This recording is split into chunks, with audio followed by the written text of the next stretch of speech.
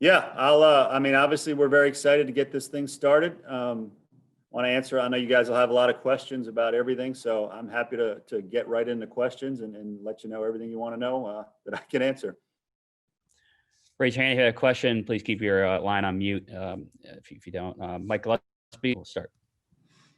Hey, Coach, you and I were kind of just talking about this, but can you go into just how difficult it's been to get this schedule off and running this year in the middle of COVID? It's a challenge. There's no question about it. Coach Current is doing a lot of the heavy lifting for us right now in terms of reaching out. And so I've got to give him a lot of credit because it's a daily challenge. You have a schedule today and you find out tomorrow it's different. We've had what we thought was a really strong, full schedule here for a little while. And then within the last 10 days, we've had a number of games canceled for a variety of reasons, whether it's conferences aren't allowing midweek games for certain teams you play, or teams just can't afford it anymore. They had budget cuts. There's a lot of moving parts to it. So at the end of the day, I know our fans and you guys are anxious to see who we're going to play and when. We're going to get that out as soon as we possibly can. But it's just a daily change for us right now. Colin Taylor. Hey, Mark. I know you at the end of the fall, you kind of talked about Julian Bosnick might be one of your rotation guys if the season started then. I'm curious, as you enter preseason camp, who are some of the guys that are going to be competing for that third rotation spot, or some of the guys that you might look at for a midweek starter role? Yeah, I mean, there's a number of guys. We haven't played any scrimmages yet. That starts tomorrow. So, what we have written down in pencil right now for the rotation would still be the three guys we've talked about, Farr, Jordan, and Bosnick. But there are a number of other guys we've discussed as potential Tuesday starters, or potential guys that you want to look at, with COVID hits you or we have injuries. And I think three guys that you have to be pretty excited about that could be looked at in those roles are three of the freshmen in Mahoney, Cotto, and Sanders. Those guys, the sky's the limit for all of those guys. And you always have a Brett Carey to look at. You have guys that have started some in the past, the Coins, the Tringalis. I think Wesley Sweat at some point is going to be back healthy and better than ever for us. So whether those guys are best suited for the bullpen at this point, or whether you look at them as a potential Tuesday guy, that's what the next 3 weeks will determine. But you have another freshman in Jackson Phipps, a 6'4" lefty that had a really good fall for us. So I don't want to miss out on anybody here. I'm kind of looking at the list here in front of me, but I feel really good that we'll have options. And it's just a matter of which guys are in those innings as we go through these next 3 weeks. David Cloninger. Hey, Mark, thanks for doing this. You mentioned Wes Sweat getting back to full health. Is there anybody else who won't be starting the season, or is already that won't be with you this season because of injury or other reasons? Yeah, the most notable guy right now is Boychuk, our catcher, freshman catcher. Had a really solid fall for us, but he came in with some pre-existing foot injuries that he finally had to have surgery on, and so he will miss the season for us and take a red shirt. Past that, I think the rest of the guys should be good to go. Knock on wood. Joe Gorchuk. Hi, Coach. Looking back at last season, and if you could reflect for a moment, just the suddenness of the end there for you. And then as we fast forward to this season, how would you describe the excitement and the appreciation and joy from being able to start another season here at South Carolina? Yeah, we're very excited. Very excited to get this thing started. Last year, as you mentioned, it just ended just overnight. It felt like we felt it coming, and then we had to suspend operations. And then the next thing you know, they were canceling the season on us. And it all kind of came, and you coached some guys for the last time. You coached the Carmen Majinskis of the world for the last time, and you didn't know it was the last time at the time. So that's what made it really, kind of tough to deal with, because you go from, hey, let's prepare for Tennessee this weekend, to now the season's over, and we're talking with Carmen about getting ready for the draft. And so, and he wasn't the only guy that we had coached for the last time, and that makes it tough. That was probably the toughest part. That team never had a chance to realize what it could be. And we ended, I thought we were really starting to hit our stride. It was a team I compared to what we had a couple years ago, when it took us maybe to halfway through the season to really figure out how to get it rolling. Last year, I thought we had kind of made a few tweaks, and we ended the season on a 5-game win streak. we had started to figure out our pitching, and everything was kind of falling into place. And then the season was stopped for obvious reasons that we all know now. So I think that just has made everybody more hungry to play. Players, coaches, you just have a great appreciation for being out there on the field. You really do. So we don't take it for granted. I don't think we ever took it for granted, but now more than ever, you really appreciate everything that this is all about, the relationships, the camaraderie, helping guys grow up, the competition. You're all in on all those factors now. Michael Onana. Yeah, Mark, to piggyback off of that a little bit, compared to the way last season ended and just all the uncertainty with the pandemic and just when are sports can be played again, all of that, just what's the comfort level like now among players and, playing through this pandemic, with the safety policies? I mean, you've had a few guys who played in summer ball, saw a few of them with the Blowfish here locally. We've seen Major League Baseball play and seem to get through things okay. Just what's kind of the comfort level for you and just the players going through this? Yeah, I would say our comfort level as it relates to safety is very high. South Carolina, the SEC, has done a tremendous job with putting protocol in place where we all feel very safe. We have gone above and beyond, in my opinion, within our organization here. We have separated our locker room. Our lounge now is a temporary locker room, so we've split our guys from a contact tracing standpoint. So none of our guys can be contact traced within the locker room. They're all spaced out properly now. Our dugouts are going to be spaced out properly. We'll have different things we do to space our guys out during games. We'll have more guys in the bullpen spaced out, less guys in the dugout. Maybe take advantage of a little bit of our stands at Founders Park, like we saw in the major leagues this past summer. So I think the good thing now that football has completed, basketball is going through some trial and error. We're just trying to learn from what has worked and what has not worked along the way. But I know our coaches and our players feel very safe and very confident that we are in good hands in terms of staying healthy and doing what we need to do.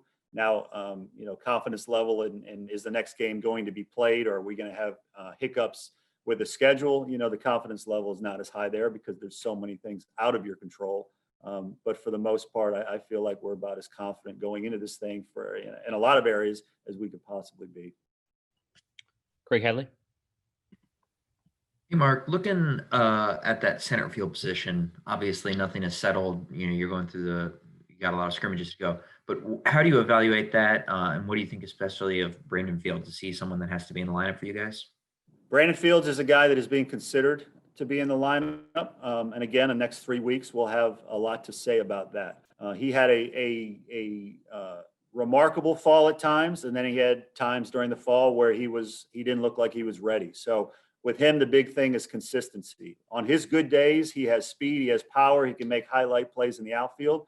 And then there are days where, he looks like a freshman trying to get up to speed with SEC competition. So he's obviously very much in the mix. Noah Myers is the incumbent there, and he struggled a little bit this fall. But he's a guy that we haven't given up on by any stretch of the imagination. And then two names you also need to be considering out there are Brady Allen, who has played out there some as well. And that may be if you want to give him reps so you get another hitter out there on the corner. And then another guy just to keep an eye on over the next 3 weeks that has really improved a lot and developed a lot over the last, I would say, 6 or 7 months is a kid like Braylon Wimmer. He's put on about 15 to 17 pounds, and he runs a 6'4", 6'5", and he's showing big time power. The big challenge for him now is does he make consistent contact? If he does, he's a serious weapon because he plays above average defense wherever we put him. And he's a guy we're looking at center field, second base, first base. He can play anywhere on the field. And so he's a very intriguing guy at this point as well. Brad Muller. Hey, Coach, I appreciate you doing this. Hope everything's going well. Appreciate it. Obviously, now more than ever, sports is a great outlet for people just to get out and do something. Can you give us the top 3 or more reasons you think fans will be excited to watch your team this year, whether it's 3 players, returners, or newcomers that will be exciting for even just the average casual fan to see, or even if it's a position group? Is there a top 3 that you think will really excite the crowd this year? Yeah, I think there's a lot of things for our fans to be excited about. Number one, they're getting baseball back, which they haven't had in a long time. And so I think we're all going through that withdrawal phase. And I know just from talking to a lot of people through a lot of different means, people are just hungry to start to see Gamecock baseball again. And so obviously, I think we're all excited for that. With our team, I mean, it's as good a group of power arms as I think you'll see. Vanderbilt and Florida kind of now are the gold standard in 2020, 2021 in terms of staffs that have power arms to run at you. And I think we are now much closer to that point. And so I think that's really exciting to watch. We're gonna have a lot of high power arms that we can throw at teams. And so I think fans always love to watch that type of arm. We're going to be able to drive the ball. I mean, that's something I think we've done pretty well here, but my hope is that with all the power that I think we'll have, it will not be at the expense of good contact hitting and quality hitting. A couple of years ago, we had a lot of power, but it was at the expense of making good contact. So I think we're in a place now where we will have power, but it won't have to be an all or nothing approach with the group we have here.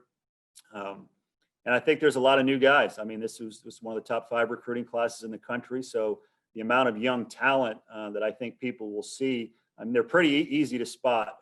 They're big, they're physical, they're athletic. I think our young group here is going to be something that gets our fans really excited about, what they can do this year. And the good thing is we probably won't have to ask too much of them this year. But I think they'll be really fun for our fans to watch. But our people will be very excited about the future, looking at these kids, knowing that they're going to be here for a while. John Whittle.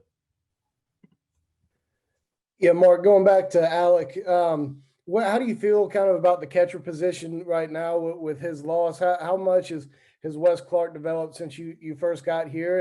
And do you look at some emergency options behind him and obviously Colin Burgess in there too? Yeah, Colin Burgess is clearly our best catcher right now, and he's a guy that you can win a lot of games with. He does everything well now. He throws well, he blocks well, he receives very well. He's a real hitter. He hit 300 last year, and I expect that to be the case again this year.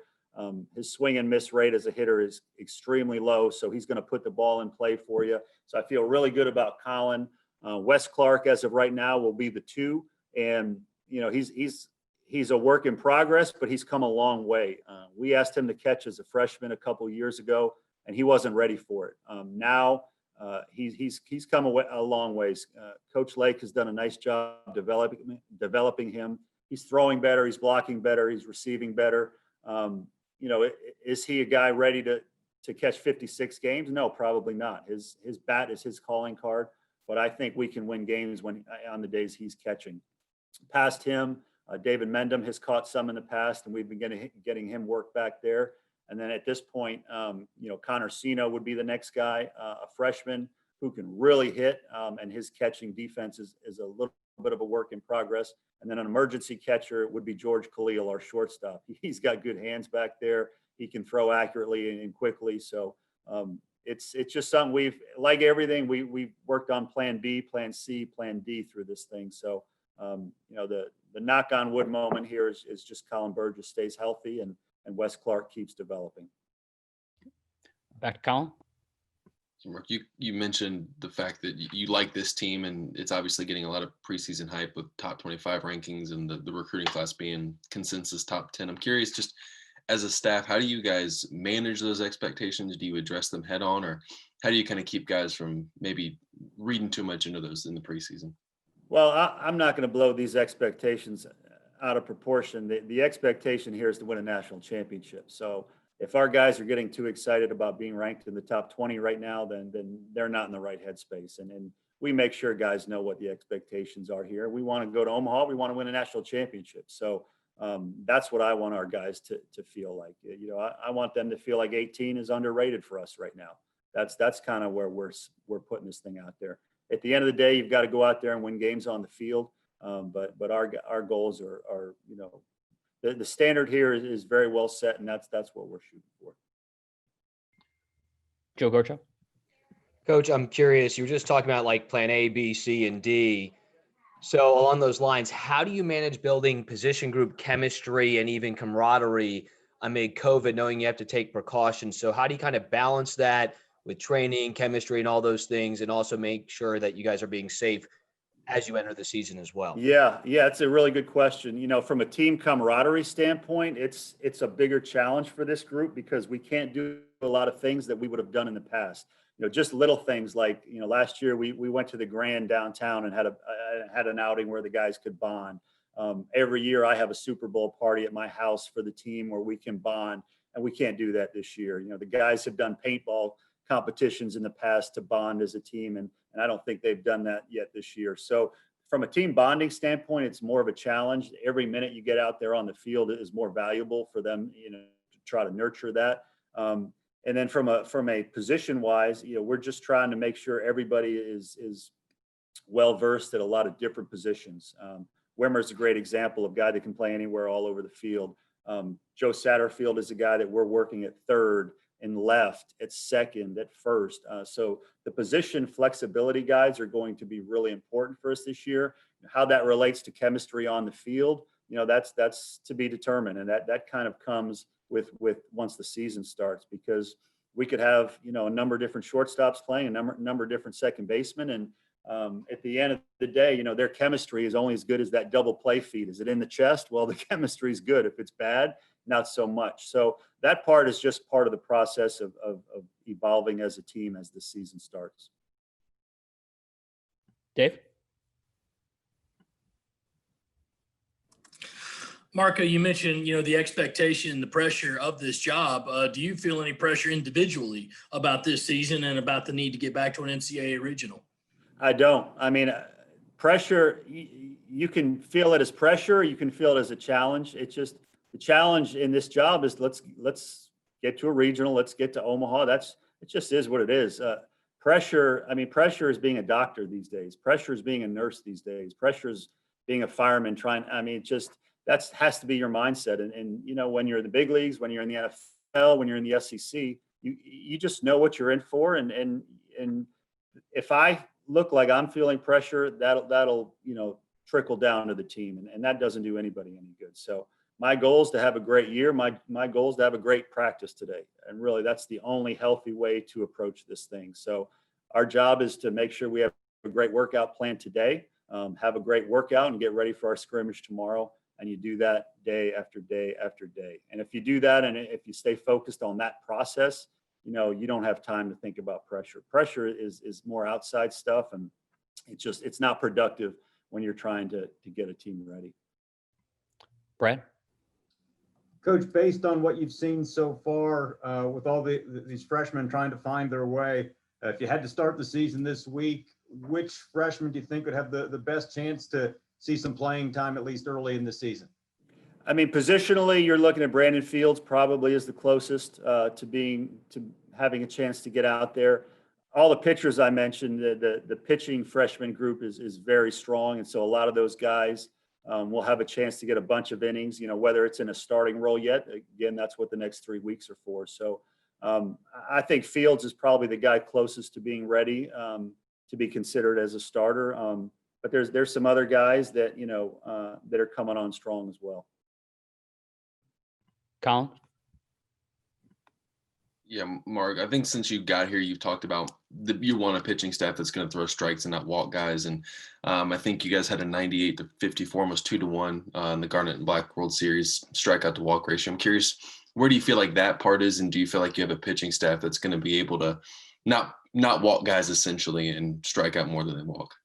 Oh yeah. I mean, our goal is at a 3-to-1 strikeout to walk ratio. And, you know, if I have the stats here in front of me, I have to leaf through them. But last year, I mean, I know our staff gave up a 180 opponent's batting average, and our strikeout to walk ratio last year, 184 strikeouts and 68 walks. So close to a 3-to-1 ratio. And I expect that to only get better. So I think we'll have the guys that can throw strikes with that power stuff. And if they don't, you know, the next guy will get that opportunity.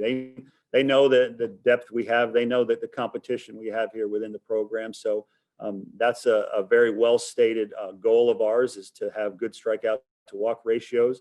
to keep our hits low, and to not give our opponents, any assistance out there. So they're well aware of that. I actually gave them, a little analogy yesterday, and we were talking about the Daytona 500, and the Daytona 500, the average speed of cars is 196 miles an hour. So how do you win the race? I mean, you have to take care of all the little things. And so that's what our pitchers are going to be focusing on is are you holding runners properly? Are you throwing, a big pitch in the right spot? Can you field your position? All those little things will matter and help differentiate which guys get the most innings right now. John Whittle. Yeah, you just kind of touched on my question there a little bit with the pitching depth you have. Do you have to have a conversation with that group based on how many arms you have, and trying to set their expectations for innings, or does that all kind of sort itself out as you go along into the season? Yeah, a little bit of both, John. I think you do have to communicate, and you have to let them know that these are unique times, because our roster and most rosters have a little bit more depth than normal. And so you have to communicate that and make sure they're aware of that, but you also have to see how it plays out.